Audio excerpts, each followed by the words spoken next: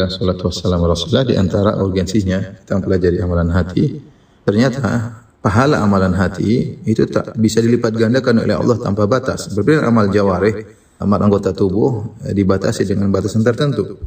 Al-Imam Ibnu Qayyim rahimahullah dalam kitabnya Madarijus Salikin berkata, "Inna amal al-jawarih tudha'af ila haddin ma'lum mahsub." Sungguhnya amalan jawarih itu dilipat gandakan pahalanya sesuai dengan batasan yang diketahui, yang terhitung. Wa amma a'malul qalbi, adapun amalan-amalan hati, fala yantahi tad'ifuha, maka tidak ada hujungnya perlipat gandaannya. Itu terus-terusan. Dzalika wa dzalika li anna a'mal al-jawarih laha haddun tantahi ilaihi. Kenapa? Karena amal jawarih itu ada ujungnya. Ya, orang sholat berapa kali ya dia ada batasan sholatnya. Seorang misalnya berpuasa ada batasannya, berpuasa dia berapa hari. Orang berzikir ada hitungannya, dia berzikir berapa kali. Wa takfi indahu, oleh karenanya amalannya, pahalanya berhenti sesuai dengan berhentinya amalan tersebut. Fa yakunu jazaoha bihasabi haddiha. Maka balasan amalan jawari, amalan anggota tubuh ya sesuai dengan berdasarkan batasannya. Wa amma amalul qalb, adapun amalan hati, fahiya daimatun muttasilatun, maka dia adalah amalan yang terus-menerus, tidak hentinya. Wa in tawara syuhudul abdillaha, meskipun orang-orang tidak melihat, tetapi dia terus. Misalnya seorang ikhlas kan terus melanggengi hati seseorang ya. Seorang qanaah, itu amalan yang terus selalu melanggengi hatinya. Misalnya seorang khusyuk, seorang takut kepada Allah Subhanahu wa taala, seorang tawakal kepada Allah Subhanahu wa taala, amalan tersebut tidak ada henti-hentinya, selalu menempel di hati dada seorang mukmin. Oleh karenanya kalau kita bicara salat, ya salat ada berapa rakaat, 2 rakaat, 100 rakaat, 200 rakaat, ada batasannya. Tapi kalau kita bicara amalan hati, maka tidak ada batasannya. Kita bicara tawakal, kita bicara takut kepada Allah, kita bicara mahabbatullah, cinta kepada Allah Subhanahu wa taala. Dalam hati seorang bisa jadi cintanya sangat luar biasa dan senantiasa dia cinta kepada Allah Subhanahu wa taala. Dari sini kata Ibnu Qayyim rahimahullah taala, bahwasanya amalan hati itu agung.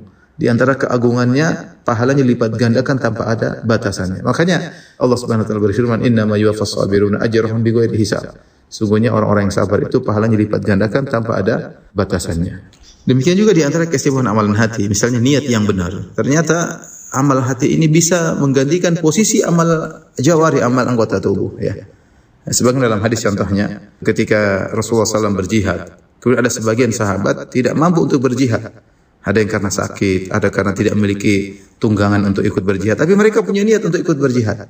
Maka ketika Nabi SAW berjihad bersama para sahabat yang ikut keluar bersama Nabi, apa kata Nabi SAW kepada para mujahidin yang keluar bersama Nabi? Masirtum masiran wala qata'tum wadiyan illa kanu ma'akum habasahumul marad. Ya, tidaklah kalian menempuh satu jalan, tidaklah kalian melewati suatu lembah kecuali mereka, yaitu para sahabat yang tidak ikut perang bersama kalian. Kenapa mereka dianggap bersama kalian? Habasahumul marad, karena mereka terhalang tidak bisa ikut perang karena mereka sakit. Apa yang buat mereka ternyata pahalanya sama seperti orang yang benar-benar berjihad? Karena niat mereka yang luar biasa, karena ada halangan.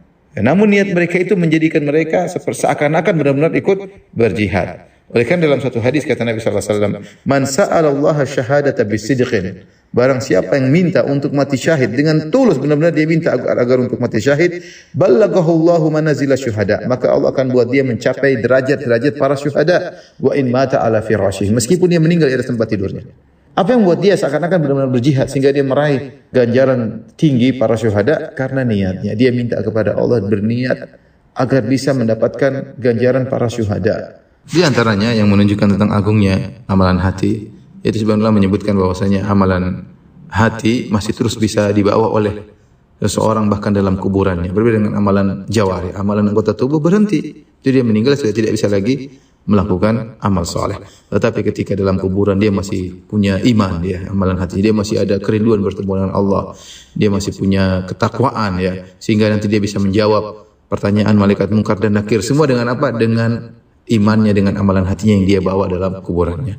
Ini semua ikhwan dan akhwat yang dirahmati Allah Subhanahu wa taala, poin-poin yang menunjukkan akan pentingnya kita belajar amalan hati. Oleh karenanya mulai sekarang kita harus sadar ketika kita sedang beramal hati, kita sedang sabar, yakinlah kita sedang meraih pahala yang besar ya. Karena ini terkadang terlalaikan dari kita. Sebagian orang kalau dia bersedekah dia merasa dapat pahala, kalau dia sedang sholat dia merasa dapat pahala, tapi ketika dia sedang sabar seakan-akan tidak ada pahalanya. Seakan-akan itu bukan pahala, padahal sabar itu pahalanya luar biasa. Tawakal itu juga pahalanya luar biasa. Seorang tawakal kepada Allah, seorang husnudzan kepada Allah, itu pahalanya luar biasa. Orang yakin itu juga amalan hati. Pahalanya lebih besar daripada amalan-amalan jawarih, daripada amalan anggota tubuh ya.